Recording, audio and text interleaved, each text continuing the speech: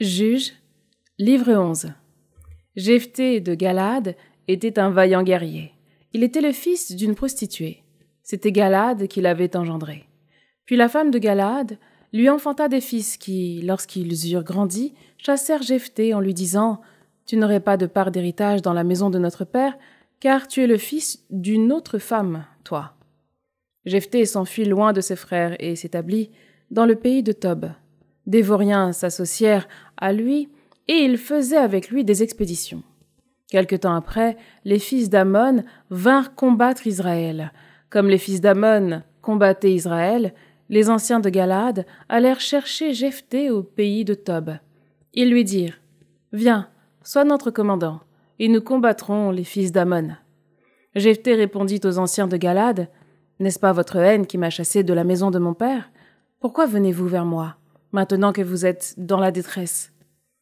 Les anciens de Galaad dirent à Jephthé « C'est bien pour cela que maintenant nous sommes revenus à toi, pour que tu viennes avec nous combattre les fils d'Ammon, et pour que tu sois notre chef et celui de tous les habitants de Galaad. » Jephthé répondit aux anciens de Galaad « Si vous me faites revenir pour combattre les fils d'Ammon et que le Seigneur les livre à ma merci, moi, je serai votre chef. » Les anciens de Galaad lui dirent alors « Le Seigneur sera témoin entre nous, si nous n'agissons pas selon ta parole. » Jephthé partit avec les anciens de Galaad. Le peuple en fit son chef et son commandant. Jephthé redit toutes ces paroles devant le Seigneur à Mispa. Jephthé envoya des messagers au roi des Amorites pour lui dire « Que me veux-tu pour être venu faire la guerre à mon pays ?» Le roi des Ammonites répondit aux messagers de Jephthé « C'est parce qu'Israël, quand il est monté d'Égypte, s'est emparé de mon pays depuis l'Arnon jusqu'au Yabok et au Jourdain. Maintenant, rends ce territoire pacifiquement. » Jephthé envoya de nouveau des messagers au roi des Ammonites et lui dit « Ainsi parle Jephthé, Israël n'a pas pris le pays de Moab, ni celui des fils d'Ammon. En effet, quand il est monté d'Égypte, Israël a marché dans le désert jusqu'à la mer des roseaux et il est arrivé à Kadès.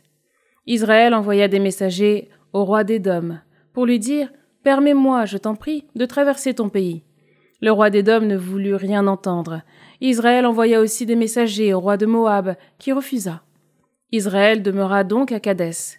Puis il marcha dans le désert, contourna le pays d'Édom et le pays de Moab, et arriva à l'est de Moab. Ils campèrent au-delà de l'Arnon et n'entrèrent pas dans le territoire de Moab, dont l'Arnon marque la frontière.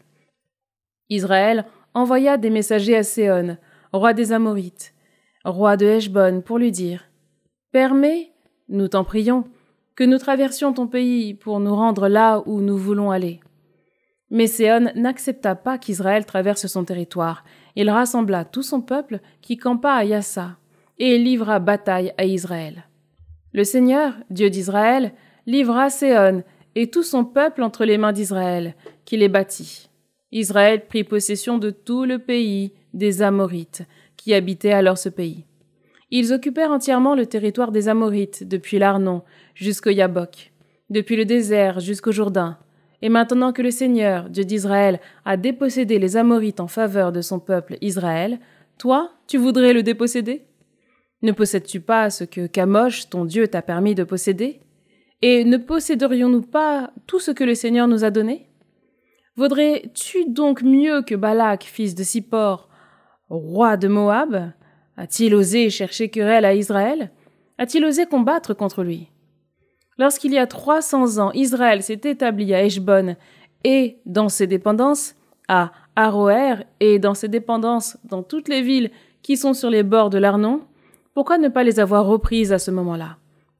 Ce n'est pas moi qui ai fait une faute contre toi, mais c'est toi qui agis mal envers moi en me combattant. Que le Seigneur, le juge aujourd'hui entre les fils d'Israël et les fils d'Ammon. » Mais le roi des Ammonites n'écouta pas les paroles que Jephthé lui avait fait adresser. L'esprit du Seigneur s'empara de Jephthé, et il traversa les pays de Galaad, de Manassé et Mispa de Galaad. De là, il passa les frontières des fils d'Ammon. Jephthé fit alors ce vœu au Seigneur. « Si tu livres les fils d'Ammon entre mes mains, la première personne qui sortira de ma maison pour venir à ma rencontre, quand je reviendrai victorieux, appartiendra au Seigneur, et je l'offrirai en sacrifice d'holocauste. » Jephthé passa chez les fils d'Ammon pour les attaquer, et le Seigneur les livra entre ses mains. Il les battit depuis Aroër jusqu'à proximité de Minite et jusqu'à Abel-Kéramim, soit le territoire de 20 villes. Ce fut une très grande défaite, et les fils d'Ammon durent se soumettre aux fils d'Israël. Lorsque Jephthé revint à Mispa, comme il arrivait à sa maison, voici que sa fille sortit à sa rencontre en dansant au son des tambourins. C'était son unique enfant. En dehors d'elle, il n'avait ni fils ni fille. Dès qu'il aperçut, il déchira ses vêtements et s'écria « Hélas, ma fille, tu m'accables. C'est toi qui fais mon malheur. J'ai parlé trop vite devant le Seigneur, et je ne peux pas reprendre ma parole. » Elle lui répondit « Mon père, tu as parlé trop vite devant le Seigneur. Traite-moi donc selon ta parole, puisque maintenant le Seigneur t'a vengé de tes ennemis, les fils d'Ammon. » Et elle ajouta « Je ne te demande qu'une chose. Laisse-moi un répit de 2 mois. J'irai dans les montagnes pour pleurer ma virginité avec mes amis. » Il lui dit « Va. » Et il la laissa partir pour 2 mois. Elle s'en alla donc, avec ses amis, dans la montagne et pleura sa virginité. Les 2 mois écoulés, elle revint vers son père, et il accomplit à son égard le vœu qu'il avait prononcé. Elle ne s'était pas unie à un homme. Et c'est une coutume en Israël que, d'année en année, les filles d'Israël aillent honorer la fille de Jephthé de Galad 4 jours par an.